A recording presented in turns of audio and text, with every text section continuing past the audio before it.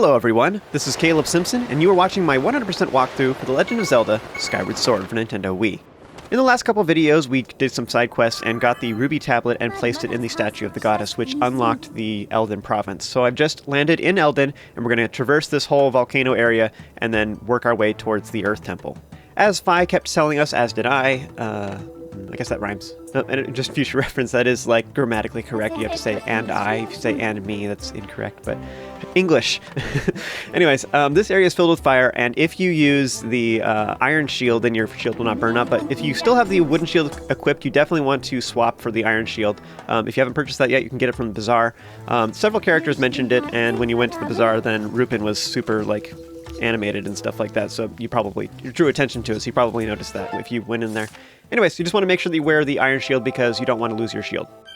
So next you want to make sure you speak with the bird statue here. You don't necessarily have to save it. I did just because we're at the start of an area, but until you discover a bird statue, you can't actually warp to it later. So you want to make sure you talk to this one so that we have a quick access option, or a quick travel option to get here. We don't really ever have to go back to the beginning of this particular area, but just in case, it is nice. And also, if you don't get a bird statue later or whatever, then you just want to have all the bird statues unlocked. It's just good. Continuing onwards, you want to hop down. There is a goddess cube right here that's just hiding just over the lip of the edge. You want to use a Skyward Strike on it, and this particular one actually leads to a small seed satchel. Now, in the previous couple videos, I actually bought one because I had a lot of rupees, but it's a little bit excessive because at this point you could technically go back to the sky right now and get another small seed satchel. And technically you could even wear multiple small seed satchels and have them in your inventory, and that would actually increase the number of Deku seeds that you can carry by a ton.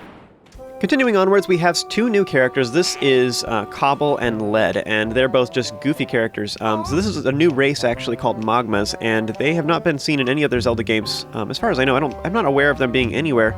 Maybe in some side games. I don't think so, though.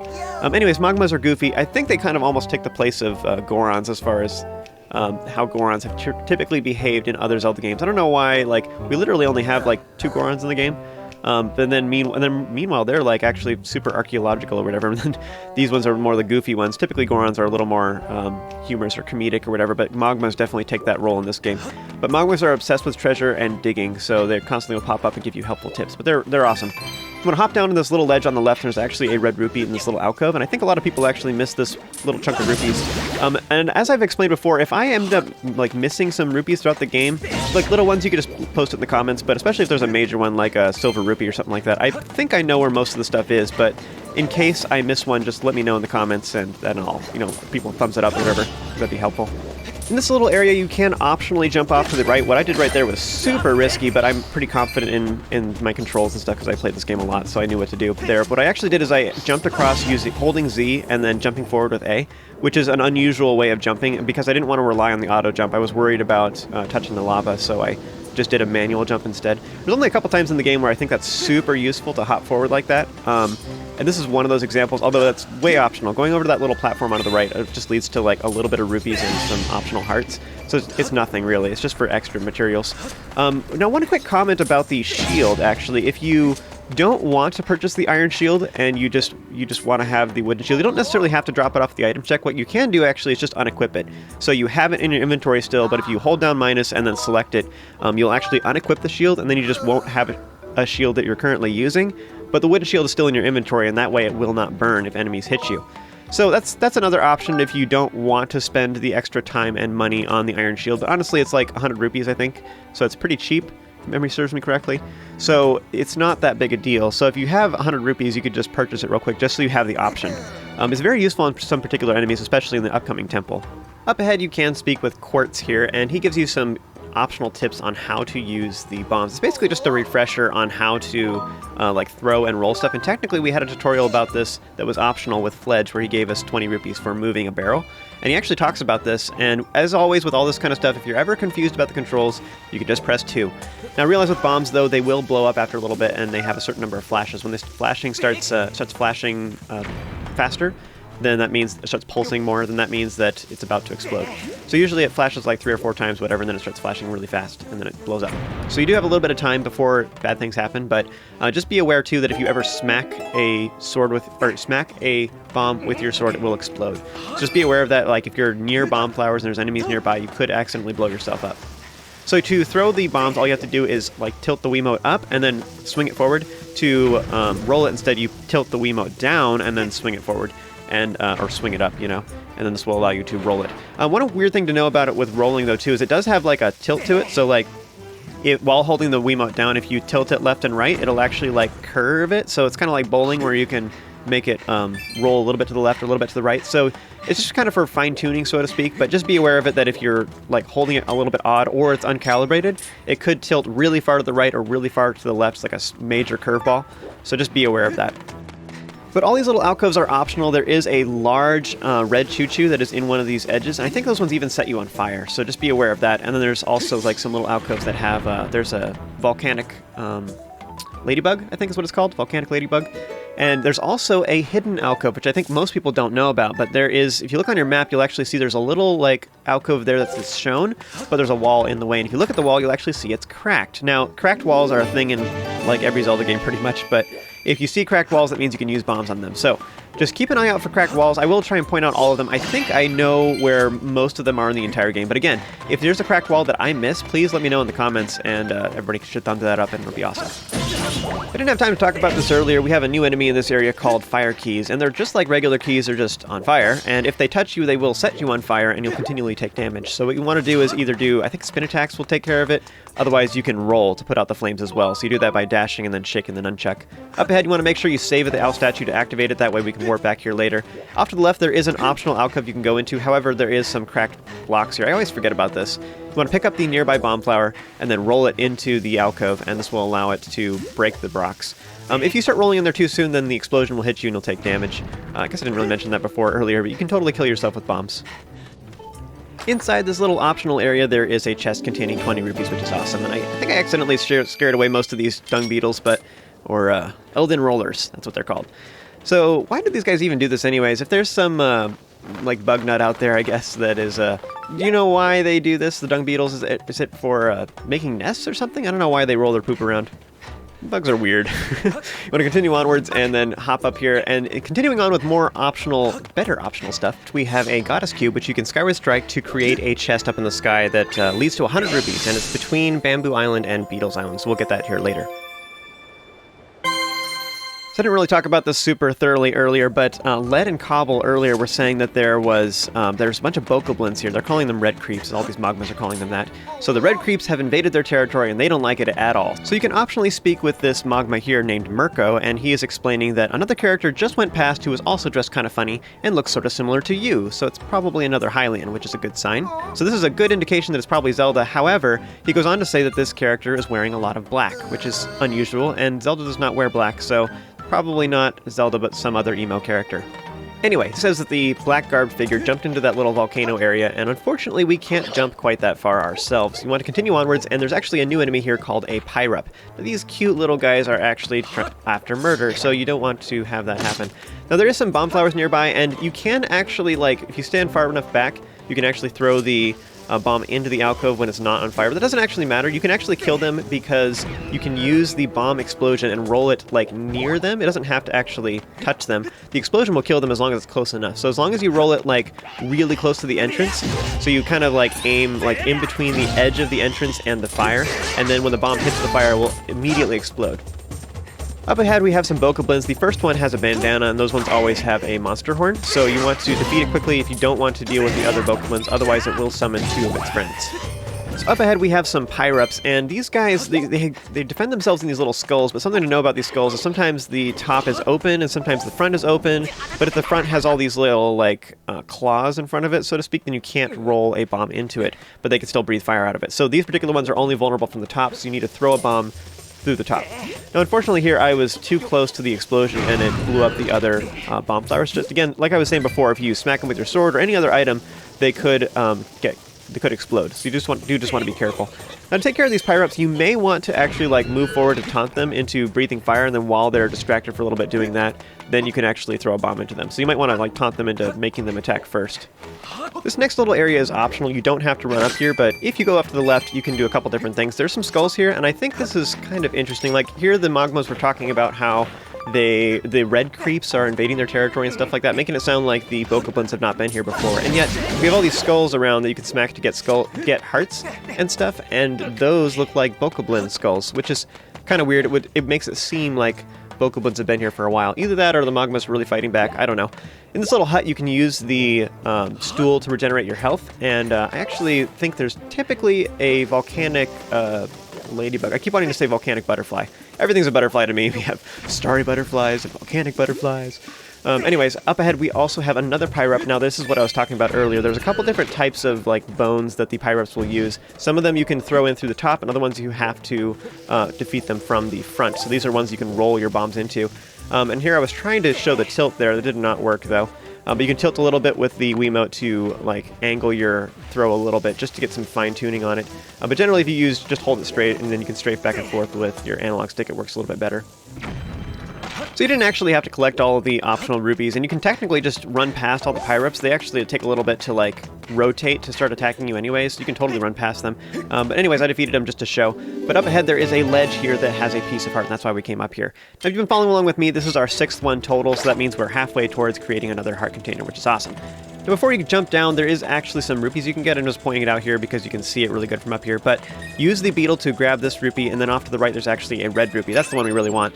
And I think that's the only like super good rupees here. I don't think there's another red rupee, but just if there is, please let me know in the comments. I'm trying to, like, I'm not so worried about blue rupees, like whatever.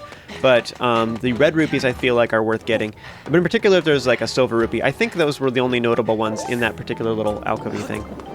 Continuing onwards, we're here at these, like, I don't know if it's stone or if it's actually bone, but we have these bridges that are little kind of like spines or something like that, or rib cages or whatever.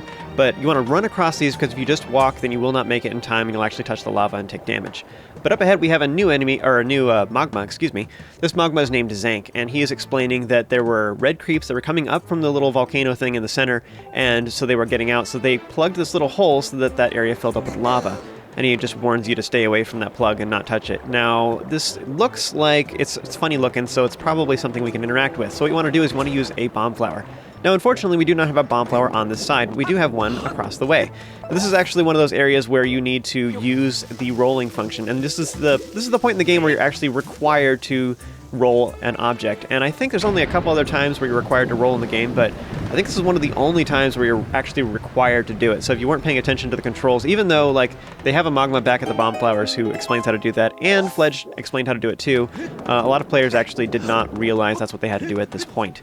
So you tilt the Wiimote down, swing it up, and that's how you roll here. And before you continue onwards, you want to run right back across the bridges, and there is some rocks off to the right. I'm just pointing it out. That is a shortcut we can create here very soon. I'm going to continue on to the little volcano thing, and here we can actually get a bunch of different goodies. Now there's actually some skulls here. They always have hearts, so I like to slash those in case I'm hurt. They always respawn whenever you come back to this area. I'm going to go ahead and dash off this ledge so that you're actually like doing the squirrel dive thing. And there's actually several things you can get here. Don't worry if you miss this, we will come back. And there's a chest over here on the left that has some Eldin ore. So like I was saying, we will come back here in just a little bit, so don't worry if you don't get this at this point. I'll show how to do that here in just a moment. Continuing onwards, there is actually a goddess cube on one of these pillars as well, so you want to sail to that, and again, you dash off the ledge with A, and that's how you do that. Tilt the Wiimote forward until you can do that. This will be a little bit odd if your Wiimote is not calibrated properly. You can't dive correctly, so just make sure your Wiimote is calibrated correctly and your sword is like in front of you, and then that way you can dive well. This particular goddess cube actually leads to 300 rupees. It's a big gold rupee, which is awesome. And unfortunately, though, the chest that's related to that in the sky, we don't have access to yet. We will be able to access it more like not quite halfway through the game. It's a little bit before that. Make sure you talk with the bird statue here, although you can't actually warp to this one because it's indoors. And then continuing onwards, we have a new Mogma. This one's named Taito, and he is upset because there's a bunch of red creeps in the following room, and he's musing to himself that he wishes that somebody could help him out and take care of those guys. I do like to calibrate my controller before I have any big encounters because if it's off a little bit, sometimes it's just really frustrating. You're trying to do a downward strike and it just doesn't work, or a stab or something like that, and it doesn't work at all. But in particular, also for this area, I think Skyward Strikes are very useful, so I do like to have my controller super calibrated. So here I'm just slashing a bunch of times until it's pretty good. And now it's just finally in the center. So here's what I like to do is you want to actually gather all of the Bokoblins. You can like attack a few of them at a time, but some of them summon more and stuff like that. So if you can kill them all at once, it makes it a lot easier. How you do that is if you follow up the left wall and then climb up on top of here until you get the attention of this one too. Now finally all of them are chasing me. So I like to gather them up like this. So you can actually run away from enemies and then charge up a Skyward Strike and turn around and stab it real quick. Like use a horizontal strike. Some of them might block it with their weapons, but as long as you're far enough away, you should be able to hit several of them. But that's a very useful technique. It takes, I think, at least 2 Skyward Strikes to kill a Bokoblin. Maybe it's more than that, but that's one option. And another way you can deal with this room, too, is after they've hopped down, you can climb on top of an area like this, and you can just continually Skyward Strike them. Unfortunately, when they're close enough to you right here, usually they're a little bit more defensive, I guess. So running away from when you're running away from them, I think it works a little bit better. But otherwise, too, a good way of dealing with them is just spin attacks works really good too. You kind of just stay like a little bit out of their range and spin attacks. Also, by the way, when Bokoblins are getting back up, usually you can just immediately start smacking them and they are vulnerable as well. But yeah, I think overall Skyward Strikes are the best way to deal with that room. It's not too bad. You can just keep running away and kiting them. Kiting them is a gaming term, by the way. It means like just running away and then picking away at them and then continuing to run away and just attacking them with ranged attacks usually, or like poking them with things. So yeah, you can kite the enemies and then that will allow you to take care of them pretty easily. So go back and speak with Taito, and he will ask if you want treasure or a way forward, and regardless of what you say, he will then give you the mitts, which allow you to dig up treasure. And this is a pretty common thing in a lot of different Zelda games where they have soft soil, and usually it's like a shovel or something like that in most games, but it allows you to dig up soft soil locations. Now in this game it's kind of interesting because it also reveals geysers, which is the same thing that happened in Phantom Hourglass actually, but you can use geysers to reach upper areas. Otherwise they also often have Eldin ore in particular. Now, Eldin ore is used to upgrade a lot of our items, in particular our shield, but we use it for other things too. So you do want at least a couple Eldin ore if you're going to upgrade your items, but I think you need a total of 9, I think it is, off the top of my head. So this little area over here, I'm going to go ahead and go this way first, but you dig up here, and then this next soft soil location is just rupees. Now, often most soft soil locations you can actually dig up like 4 or 5 times, and the amount of rupees they have varies greatly, but really what we're interested in is the ore. We're hoping that we get a bunch of different ore here, and that's what we're really digging for. Alright, so continuing onwards, there's often amber relics off to the side, so make sure you pick those up, but there's a geyser here. You want to use it to reach this upper area, and there's a Bokoblin off to the side, so just be warned that it might sneak up on you if you're ignoring it, I guess. And there's a lot of different things in these little alcoves. I'm just going to fast forward through this, but there's a couple different soft soil locations. I was hoping for some ore. I think I didn't actually get any in here, but there is also usually bugs on the walls in some of these little huts too, so just be prepared for that you might want to. I was trying to hang back so that I didn't accidentally scare away the volcanic ladybug. But go ahead and dig up all these little soft soil locations. Hopefully we get some ore. I think in this recording I did not. I just only got rupees. But yeah, hopefully we get some ore, and that's awesome if we do. Next we have 3 slides, and you want to hop into one of them. Only one of them actually leads anywhere, and you can actually kind of figure it out from your map actually which ways they lead, but the middle one is the one that you want, and it leads to an upper ledge that has a chest on it. So go ahead and open that to get some Eldin ore.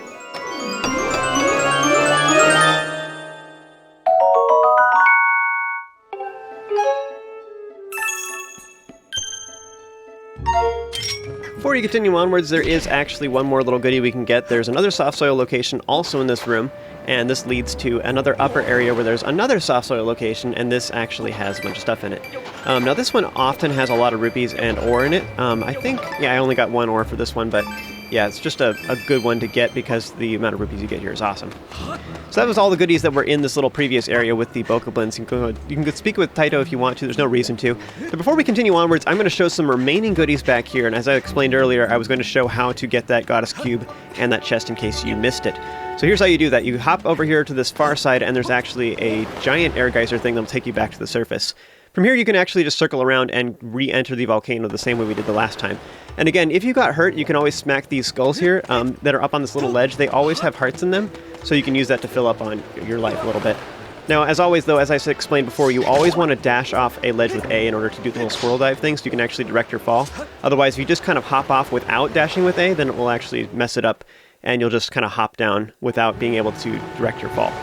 So get that chest if you missed it. What I'm getting here right now is actually some soft soil locations here, and hopefully they'll get some ore. What I like to do is I face towards the wall, and I totally messed up, and I was trying to like move a little bit to the side, and I don't know, I just accidentally hit A apparently, so I side jumped.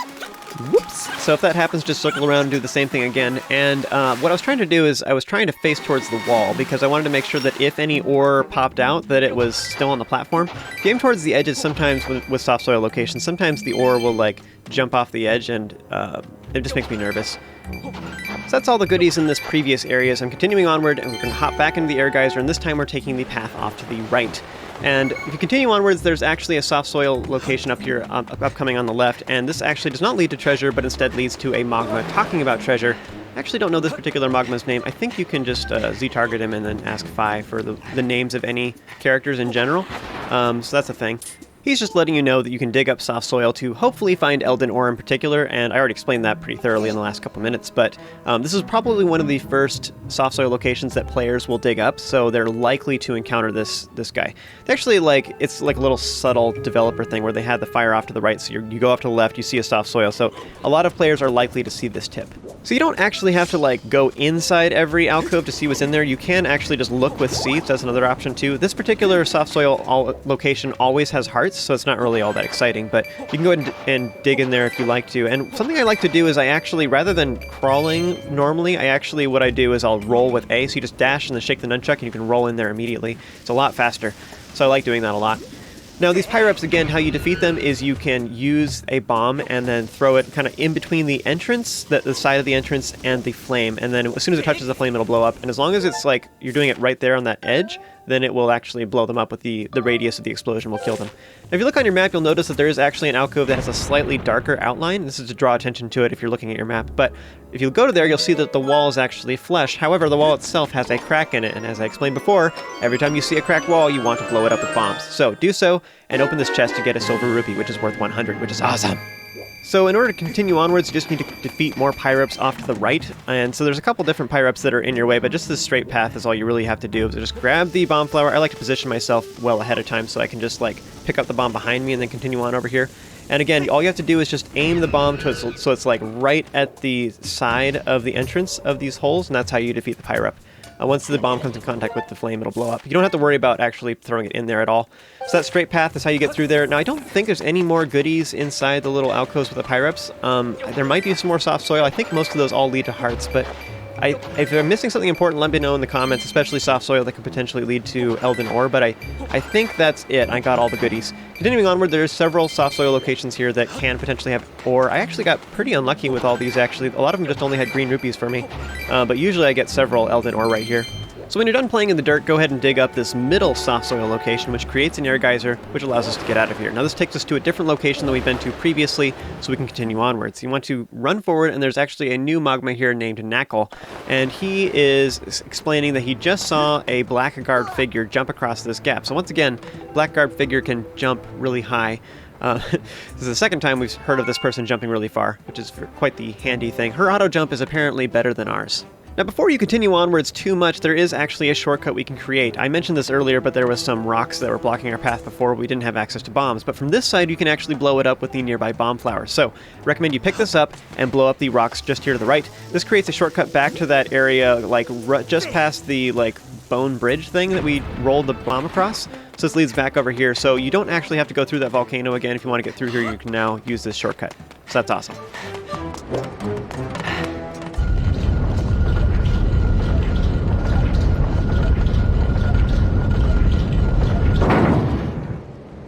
Hey!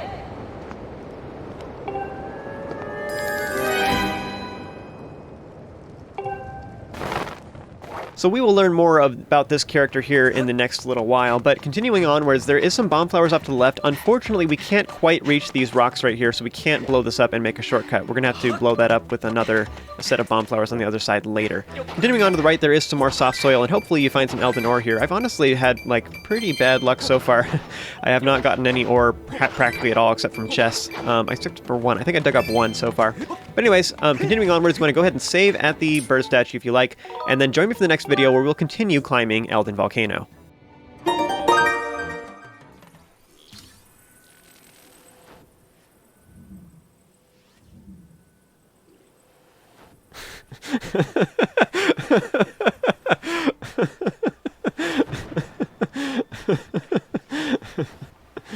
That's another interesting way of doing that I had never considered before. That's awesome. He dropped his bow and everything. Wow, that's actually really powerful.